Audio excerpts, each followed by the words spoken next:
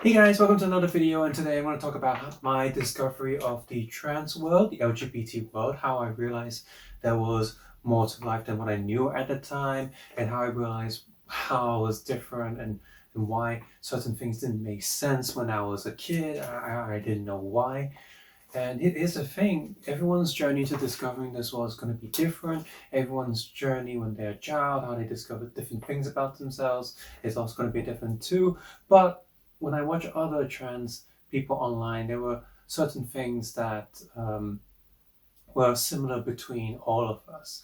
And hoping by making this video, you can find maybe something that you might have thought or you might have tried when you were a child and realize that, hey, maybe this is a sign, or maybe this is something that I want to talk to about with someone, or maybe it could be the reverse. Maybe it could reinforce your mind that, hey, actually, I'm not trans, like, because I'm totally different. Like, so I hope my journey or my story behind my journey can help other people, and it's also nice for me just to tell my side of my life and my story as well, because yeah, I like doing these videos too.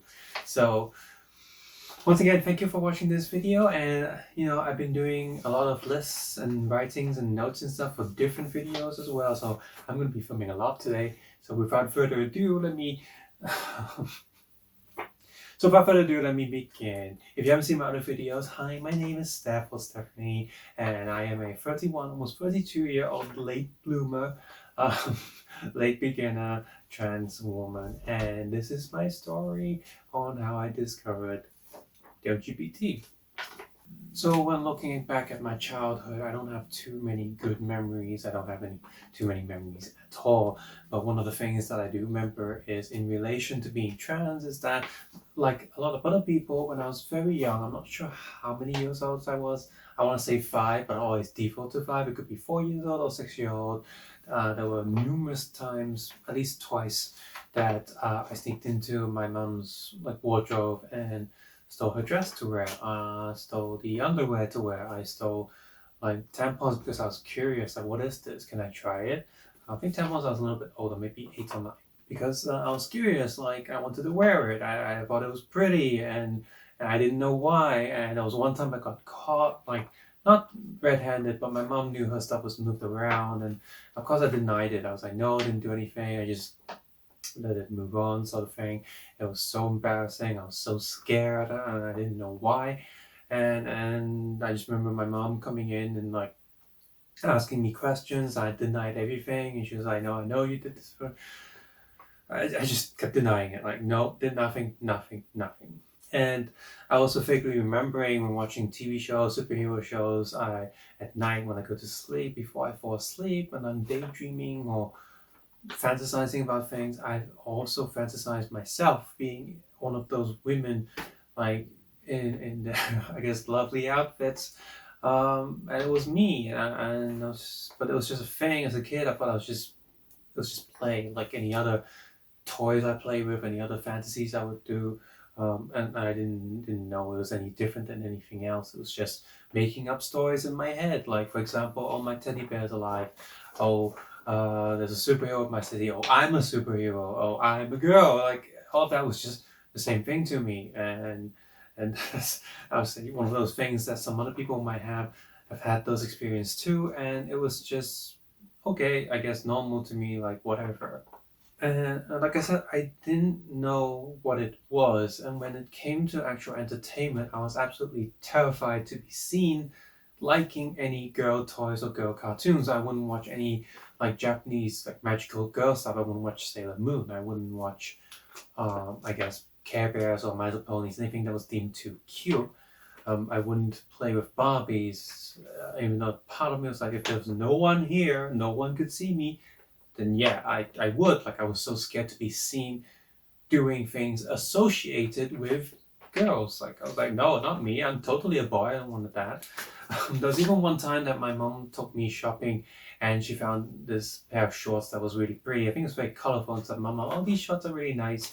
And because as a kid, I used to have eyes like my mom, and people said I looked like a girl as a kid, so yay. Um, this woman at the shop came over and just like, oh, your daughter would look very pretty in these shorts. And as a child, I started stomping my feet on the ground and saying like I'm a boy.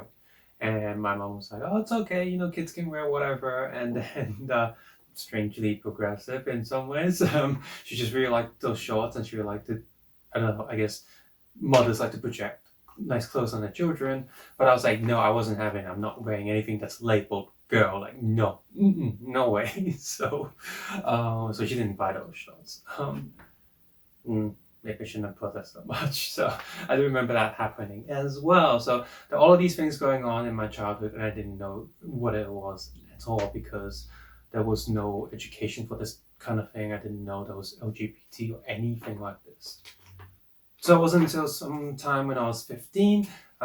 We were at secondary school. I was at a boarding school, but I was spending a day at my friend's house, and it was like showing me movies I've never seen before, and he was telling me like, what, you've never seen Ace Ventura?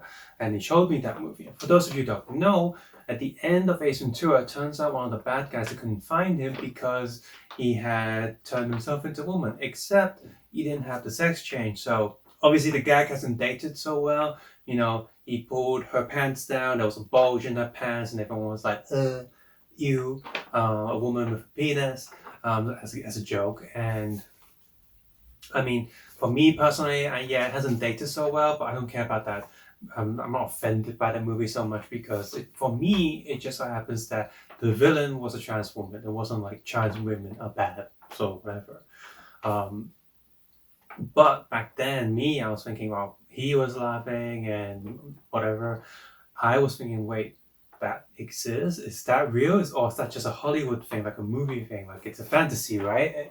Women don't have penises, like that's impossible. Like but I was obsessed. So after the movie, I didn't say anything to my friends or anything, of course. Like I just went off myself, went on the internet, and I Google searched girl with dick, women with dick, you know, and came across the terms like chicks with dick, and then of course suddenly the porn terms showed up, and I saw a lot of porno videos of Thai and stuff, and I was like amazed, like, wow, this is crazy. I found a whole new world. Like people like this exist. No, that can't be real.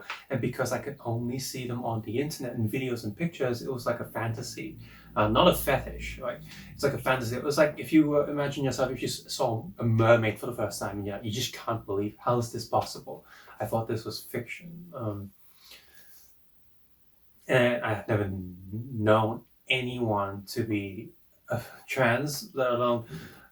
So I never knew anyone who was actually gay or lesbian, let alone trans. Because when you think about when you're back in school, kids can be nasty. So even if you were gay or lesbian, you wouldn't tell anyone because you probably get bullied. And there's kids that do like, oh, you're gay, like as a joke, like kids do that, and so. I kept it to myself, but I kept searching online, and eventually I was like, oh, I gotta talk to someone like that. I gotta know, I gotta meet someone like that. I want to know, to make it real, like I'm actually talking to a trans girl. Because it wasn't just a fantasy to me. Like, I used to like girls too, just regular girls, but there was always something that felt off, and now I knew why. Like, yeah, I wanted someone like that I saw on the internet, and they were the most beautiful, most bravest women I could imagine seeing online. I had to meet one. And being in school, being a student, didn't have much money, so you can pay for any of the dating sites because they're so expensive. So I went on the sex cam chat sites where trans or women or guys would do sexy stuff on the camera in the paid portion, but there's always a free portion where you can chat to them first and get to know them, and then they might tempt you to like, hey, can you come into the paid bit now, blah blah blah. And I was so I managed to make friends with a few people. They probably felt I was genuine, that I wasn't just there to get free sex videos instead of paying whatever, because they needed the money to be the livelihoods, to eat and pay for everything. I don't judge people like that. They needed it. Hey, better on a webcam than actually physical, right? So, but I made a few friends, including my first girlfriend on all these websites, and I'm still friends with her today.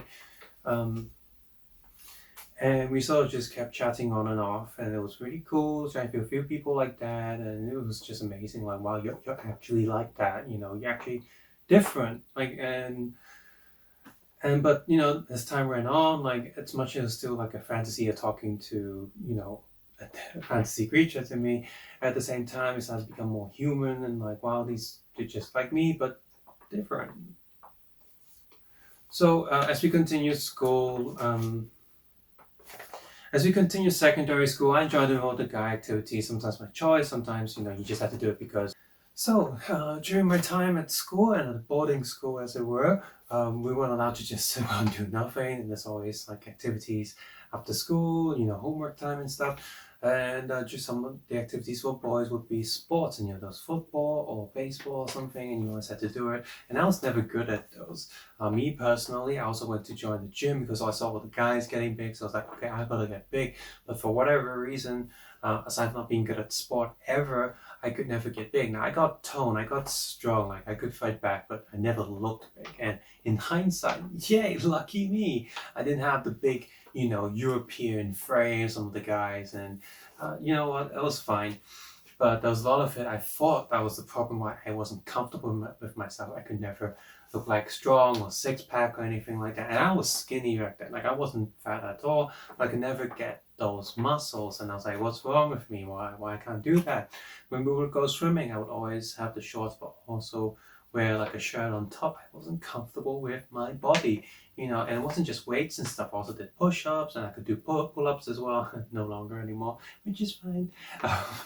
And yeah, I just had a lot of issues with myself fitting in with myself, like my image of myself, and some people will say I look handsome, or some people will say I look cute, and I was like, no, I'm not cute. I'm a guy. I'm not supposed to look cute. And now when people call me cute, I'm like, thanks.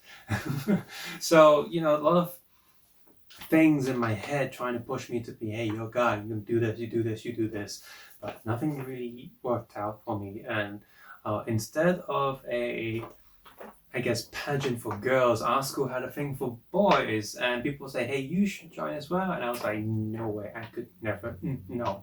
And I used to be so shy, way more shy than I am now back in school, and I just lacked so much confidence. And part of it is how I was brought up, and I didn't have that many friends, but also looking back was because I was never sure about myself. And as I got older, I got a bit better. I made more friends. Lots of people I still talk to today, and I'm very happy for those to have those friends. As I moved on to university, I had my own room for permanently, and a lot of times when I was alone, thoughts would come into my head, and eventually there was a time where I tried cross-dressing once or twice, but I didn't look right, I didn't feel right.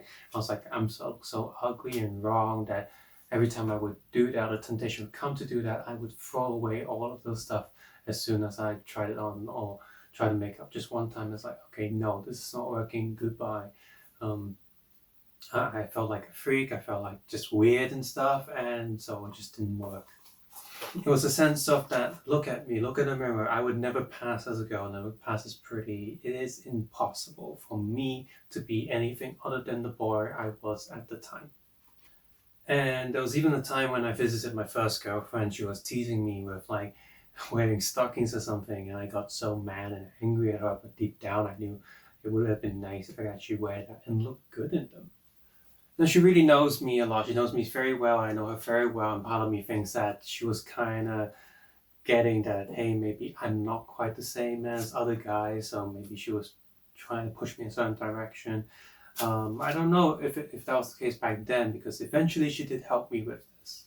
So, but eventually, I was 21 or 22 or something, when I broke up with my first girlfriend. I was just like, okay, I need to find out who I am, what I like. I went around meeting a lot of other trans girls, and I guess it was easy for me because I was still thin back then. I was a young guy. I was mixed, white skin, so there was a lot of Asian girls that liked me. I met so many girls. I tried so many things, but none of it made sense to me. Like, even if it was fun in the moment, like afterwards, I was like, I felt empty. I needed something more, and I knew, unlike other guys that would boast of all their sexual accomplishments, me, I was like, it's fine, I guess, or whatever. you know, and didn't fit me, and I felt so empty inside that I knew I needed, for example, I needed love. I didn't want any of these empty sex and stuff. I wanted someone to call my own. And then so I stopped all of that and I started my, I guess, until now, like a 10-year search for love and many heartbreaks along the way. But it was back then, after I tried something, I realized that it wasn't for me. I wasn't like other guys that would just go for that kind of thing. So as time ran on, I continued talking to my first ex-girlfriend and even some online naughty talks. And those talks, just to get more excitement and feel, became more and more extreme or more naughty, to the point where, just start talking about like certain fantasy scenarios and stuff. But a lot of it slowly started including more and more of me being a girl just like her, and she was fine with that. She had fun with that. I had fun with that. But it came to the point that because of that, she was able to open my mind to, hey, actually, this might actually be something I want to do in real life, and not the naughty stuff, but become a girl just like her. And over the years or the time that we did it, it slowly became more evident that that was not just a release of sexual tension that I had, but it was actually something I needed in my life. And part of it, even though we broke up, is because we've known each other so many years, we know each other so well, that I was so comfortable talking to her, that I felt safe telling her these things, and she was okay understanding me as well, and that worked out for me. So, if you're watching this, thank you. I think because we've known each other for so long, so many years, and then we dated, we know each other so well that I felt so comfortable with her to be able to explore my deepest desires without any shame or awkwardness. And so if you're watching this, thank you a lot.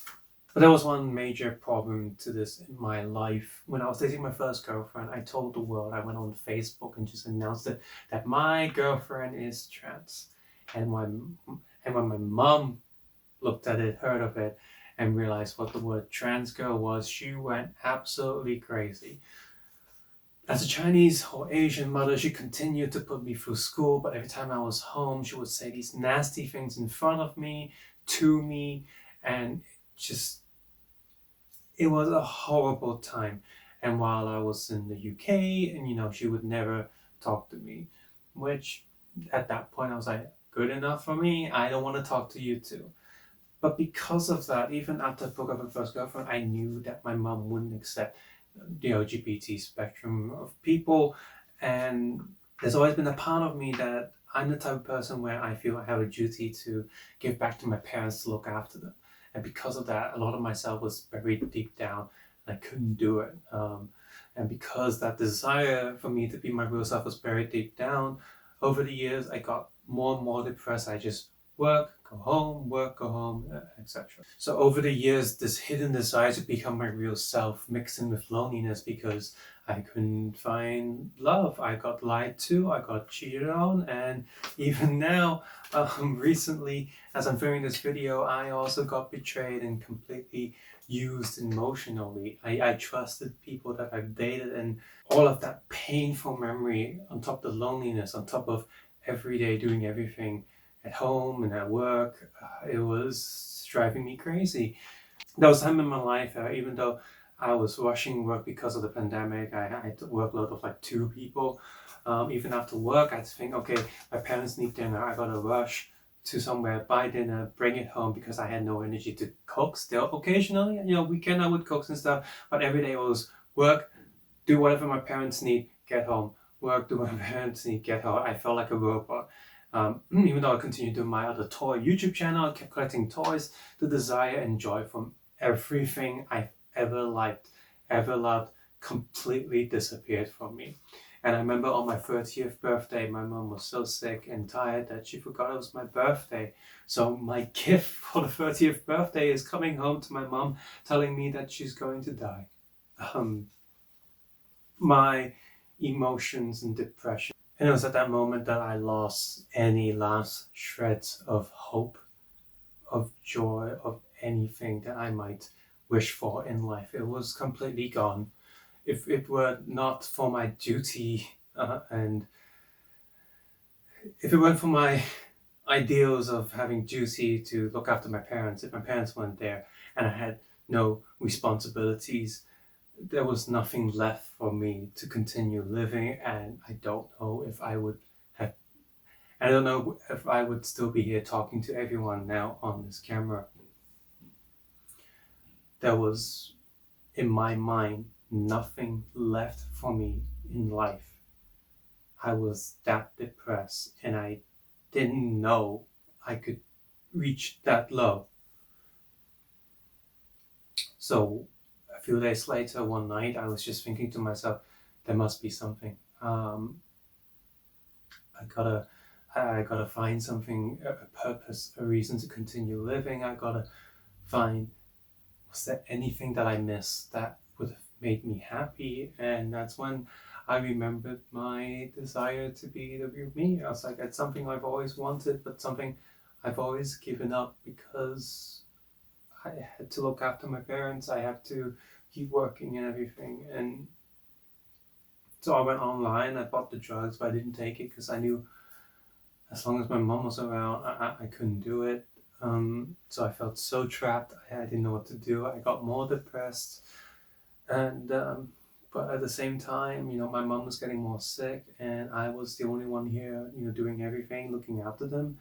Uh, at one point, my brother came home from England just 2 months to stay here to help me out, and then we hired a maid who's very good too. That helped out a lot, but I was still watching my mom's health deteriorate day after day, and it was driving me nuts. She was suffering, she was getting weaker. So she was getting more sick and I guess suffering to the last moments of her life. I tried to do my best to make sure her life was as comfortable as possible and make sure she stayed home. That's why I had the maid. Didn't want to send her to an old folks home. She would have really suffered there. But it came to a point where she had to go to the hospital often, and I remember there was one day when the nurse called me and she said, you should start to be prepared that the time will come soon.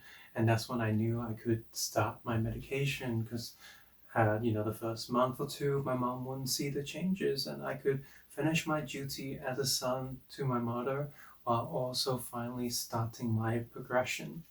And if you see on my YouTube channel, I do have a video of my day one when I took my first estrogen pill, and it was such an amazing relief in both my mind and physical.